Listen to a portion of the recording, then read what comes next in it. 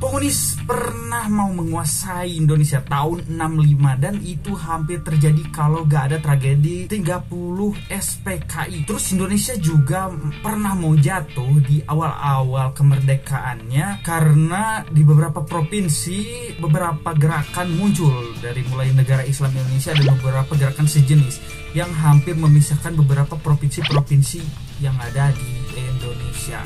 Itu bisa disebut gerakan fanatisme ya, keislaman atau radikalisme gitu, karena emang negaranya itu pengen Islam yang ekstrim. Terus tahun 2000-an awal 2001 dan selanjutnya pernah terjadi pengeboman ya yang dilakukan Ambrozi di Bom Bali 1 dan Bom Bali 2. Nah, beberapa tragedi ini sebenarnya tuh bakal menghasilkan trauma-trauma dan beberapa ingatan-ingatan yang jelek yang bakal terjadi ke depannya.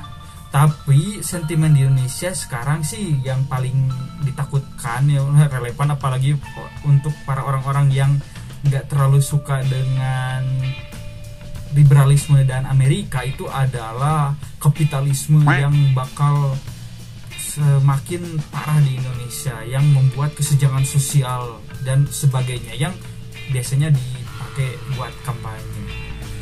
Beberapa tragedi yang gue jelasin barusan itu pasti muncul di mana pemilu akan terjadi.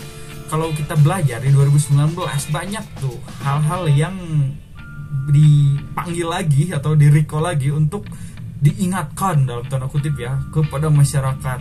Apalagi kalau kita ingat Jenderal Pak Gatot ya, itu ngulang lagi semua, balik lagi kayak zaman Pak Soeharto harus nonton film G30S ya supaya komunis gak bangkit lagi Indonesia. Pada ingat-ingat gitu, jangan sampai komunis bangkit lagi dan sebagainya. Yang kita tahu sebenarnya komunis yang sekarang itu cuma sisa Korea Utara yang sebenarnya gak punya rencana untuk ekspansi dan negaranya juga miskin gitu. Nah, kenapa hal tersebut bisa terjadi gitu, di mana ketakutan-ketakutan ini dimanfaatkan untuk menakut-takuti masyarakat? Karena bisa disebut ya, para politisi itu bukan tanpa alasan melakukan atau menakut-takuti masyarakat, karena masyarakatnya juga mau ditakut-takutin gitu.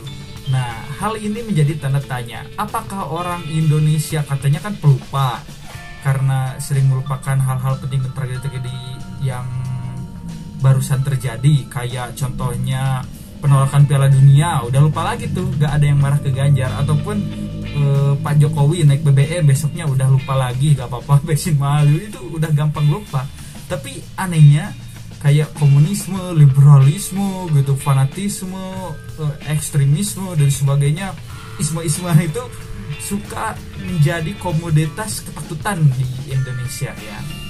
Nah, ini gue bahas dari sisi masyarakat yang emang bisa disebut kebanyakan kelas bawahnya. Karena kalau masyarakat di internet yang anak-anak muda kebanyakan itu secara literasi dan informasi minimal paham lah mereka bahwa mereka itu sebenarnya cuma ditakut-takutin doang. Nah, ini kenapa bisa dimakan oleh masyarakat? Karena ya kita bisa lihat literasi Indonesia yang masih rendah.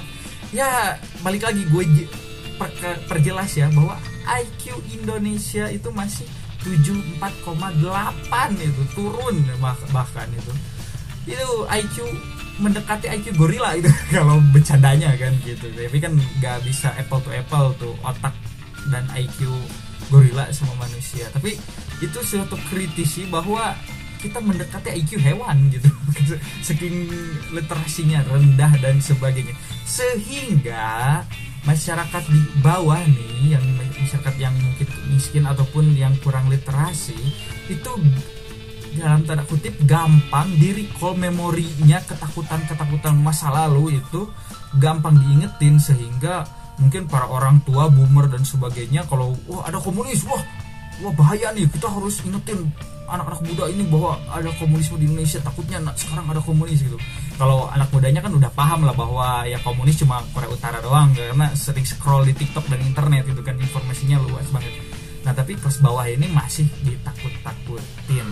Ya balik lagi, gimana kita mau berharap gitu, bahkan sumbangsih yang terbesar untuk literasi yaitu sekolah ya, yang diwajibkan dari pemerintah di seluruh dunia bahkan, itu masih menjalankan ya pendidikan yang tidak efektif.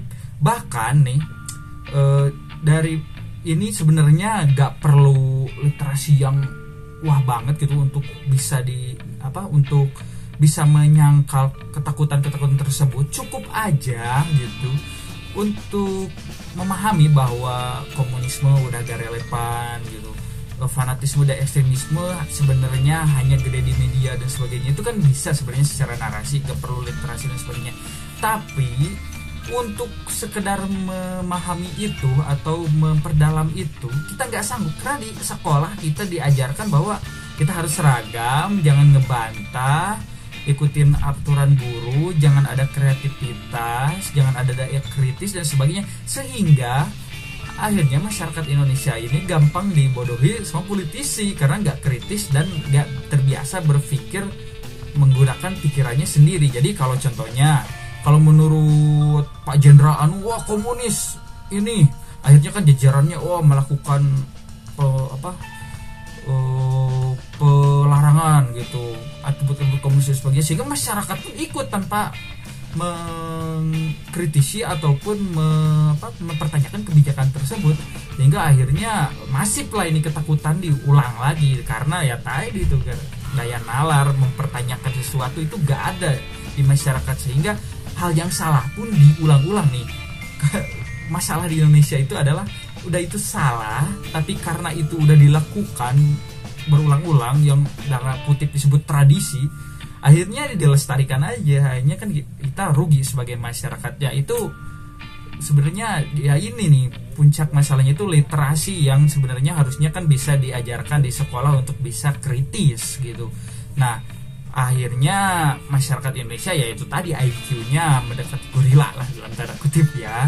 Nah sebenarnya kalau masyarakat Indonesia bisa kritis, bahkan narasi-narasi kayak kapitalisme yang di zaman sekarang semakin menghantui masyarakat Indonesia, kesenjangan sosial yang semakin real sebenarnya ya, itu harusnya kan bisa ditangani dengan daya kritis mungkin, ataupun melakukan praktek-praktek yang mengkontra pemahaman ataupun idealisme tersebut kayak liberal ataupun kapitalisme dan sebagainya.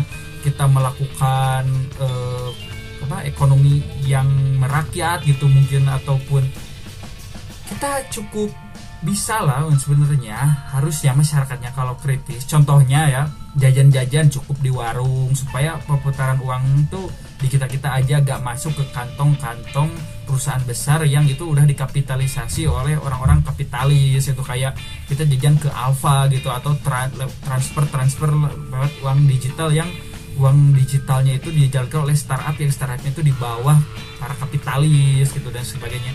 Sehingga harusnya kan kita udah aja jajan ke warung yang deket, belanja ke pasar tradisional, sehingga perputaran ekonomi dan sebagainya bisa terjalan. Nah itu salah satu contoh kalau kita bisa kritis dan literasi kita bisa terdorong gitu, lebih baik gak 8,49 gitu.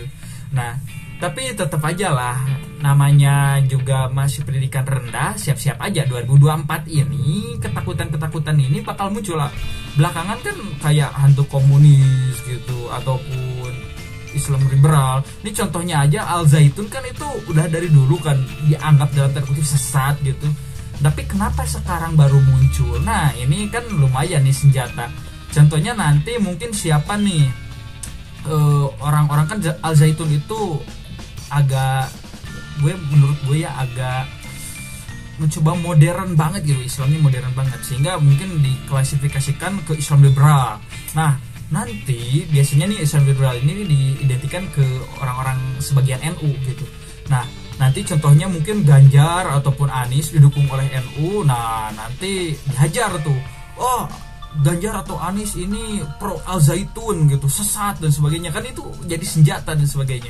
Nah siap-siap aja 2024 ini kita anak muda bakal melawan para boomer-boomer mungkin yang literasinya kurang, literasi digital terutama ya. Semoga teman-teman di sini lebih cerdas lah untuk bisa melawan narasi-narasi dan ketakutan tersebut. Makasih semua yang udah mantengin sampai akhir, biar gak paham kasih like, comment, subscribe, apapun itu jejak lah di video ini. Kasihan. Makasih semua, bye bye.